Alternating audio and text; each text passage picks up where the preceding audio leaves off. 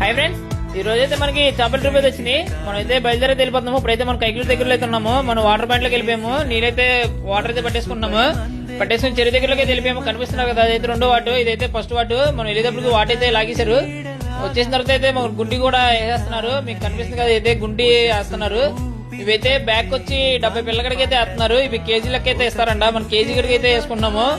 2 బళ్ళు వచ్చాము. 2 బళ్ళు కలిపి మొత్తం 8 గంటలు అయితే వెళ్ళాలన్నారు. బండికి వచ్చి 4 గంటల గడికి అయితే వేసుకెళ్తాము. మీకు కనిపిస్తుంది కదా, ఇప్పుడైతే మనకు కాట అయితే స్టార్ట్ అయిపోతుంది. మీకు కనిపిస్తుంది కదా, మన బండి అక్కడ ఉంది. అక్కడ నుంచి అయితే మన బండి దగ్గరికి అయితే జారేది.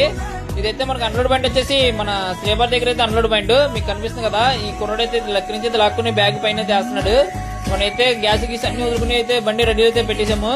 మీకు కనిపిస్తుంది కదా, ఇప్పుడైతే మనం కైకిలూరు దగ్గరలో అయితే ఉన్నాము. మనం కైకిలూరు దాటిన తర్వాత అయితే ఒకసారి బండి అయితే చెక్ చేసుకుని, అంటే సరికి ఎలాగుందో ఏంటో చెక్ చేసుకుని అయితే మళ్ళీ మనం ట్రైన్ అయితే స్టార్ట్ అయిపోయాము. నేనైతే అన్లోడ్ పాయింట్ లోకి వెళ్ళి వీడియో అయితే తీయలేకపోయాను.